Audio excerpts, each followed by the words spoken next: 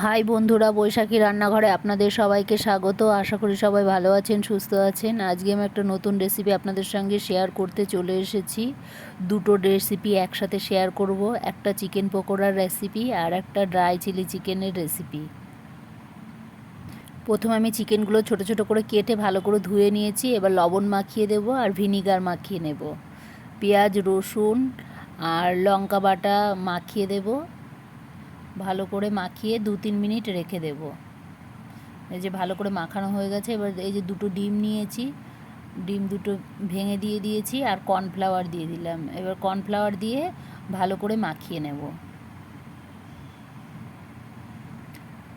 ভালো করে মাখানো হয়ে গেছে।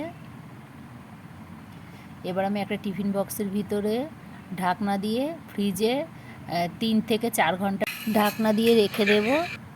এই যে 3 থেকে 4 ঘন্টা পরে ফ্রিজ থেকে বের করে নিয়েছি। কড়াই গরম করে সাদা তেল দিয়ে দিয়েছি। এবার চিকেন পকোড়াগুলো ভেজে নেব। 3 থেকে 4 ঘন্টা ফ্রিজের ভিতরে রেখে দিলে চিকেনগুলো খুব নরম হয় আর খুব টেস্টিও হয় খেতে।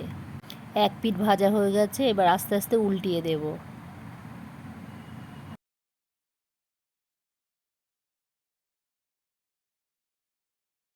এই যে আমার সব চিকেন পকোড়াগুলো ভাজা হয়ে গেছে। এবার আমি তুলে নেব। এই যে চিকেন পকোড়া রেডি হয়ে গেল, একটা রেসিপি তৈরি হয়ে গেল। এইভাবে আপনারা বাড়িতে চিকেন পকোড়া বানিয়ে দেখবেন, খেতে কিন্তু খুবই সুন্দর হয়।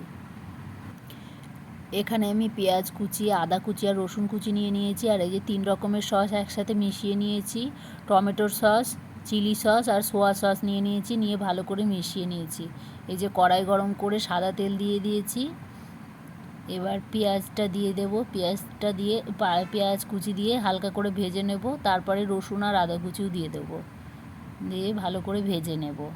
ভাজা হয়ে গেছে। এবার যে সসের মিশ্রণটা তৈরি করে রেখেছিলাম সেইটা দিয়ে ভালো করে আরেকটু নেড়ে নেব।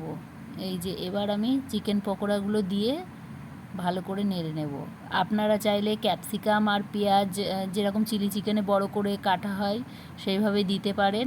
এখানে আমার ছেলে মেয়ে খায় না বলে দিইনি। আর এই যে আমি সাদা তিল নিয়ে তিল দিয়ে দিলাম, সাদা তিল নামানোর আগে। এই যে নামিয়ে নিয়েছি। এই দেখুন আমার ড্রাই চিলি চিকেন তৈরি হয়ে গেছে। এই রেসিপিটি আপনাদের যদি ভালো লেগে থাকে একটা লাইক, কমেন্ট এবং প্রচুর শেয়ার করবেন। আমার এই চ্যানেলে যেই বন্ধুরা নতুন, সাবস্ক্রাইব করে দেবেন, পাশের বেল আইকনটি প্রেস করে দেবেন নতুন নতুন রেসিপির ভিডিও পেতে। আপনারাও বাড়িতে খুব সহজেই বানিয়ে ফেলুন ড্রাই চিলি চিকেন আর চিকেন পকোড়া। খেতে কিন্তু খুবই টেস্টি হয়। আজকে এই পর্যন্তই। আবার অন্য কোনো দিন অন্য কোনো নতুন রেসিপি নিয়ে চলে আসবো।